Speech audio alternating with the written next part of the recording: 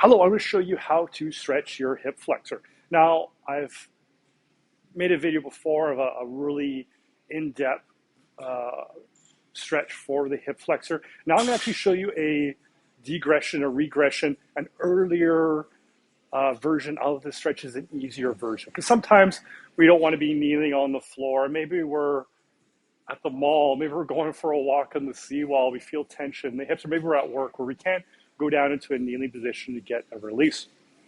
Now, flexion of the hip is this. So I'm flexing my hip. So when we walk, we're flexing. When we're running, we're flexing. When we're sitting, we're flexing the hip. I find that this is our tightest muscle, the hip flexor, also known as the psoas. So to stretch that, we need to do the opposite, is bringing the leg back. So I'm going to go to the side so you can see. We're going to be standing in a split squat position. Both my toes are pointed in the same direction. So now I'm engaging my glutes to stretch out this muscle here. And I can kind of sink in this position, find a position that feels good. Now, if this is a big enough stretch for you, great, that's all you have to do. Now, if we want to trigger the stretch reflex for these muscles to lengthen, there's a couple techniques we could do. One technique, we engage the opposite muscle. It could be the gluteus maximus, where we try to tuck the tailbone under. After contraction, relax the hip, sink forward. Next contraction, we try to flex the hip. So I'm trying to push my back knee forward, but I'm not allowing my back knee to move forward.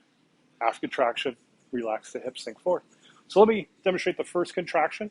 I'm engaging the glutes, tucking my tailbone under as I breathe from 5, 4, 3, 2, and 1. Big exhale, breathe out, relax the hips, sink forward. The pressure to your front foot should be to your heel, not to the toes. Okay, the other technique, targeting the hip flexor directly, is try to flex the hip. So go ahead, try to push that back knee forward continuously as we breathe. I'll count you down from 5, 4, 3, 2, and 1. Big exhale, breathe out. We breathe out, let's stretch these muscles. When we're all done, we can push ourselves back, and we can see how the other side feels. Now, if there's one technique that really connects to you, maybe it's tucking the tailbone under, stick with that one. If it's pushing the back knee forward, stick with that one. Or if you want, combine those techniques. Whatever works for you. I generally do about 3 contractions per side. So let's see how the other side feels. Split squat stance, toes pointing in the same direction. I'm not pointing my toes out to the side. I'm enjoying this stretch right here.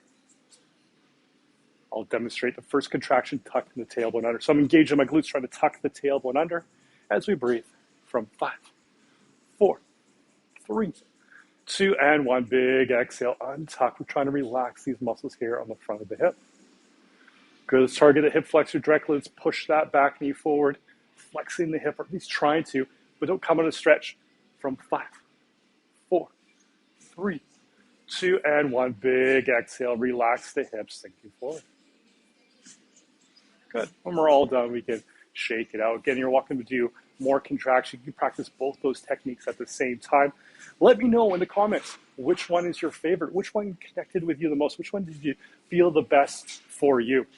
Stretch therapy classes are available throughout Vancouver, and one-on-one services are available right here at 909 West Broadway. Have a great day.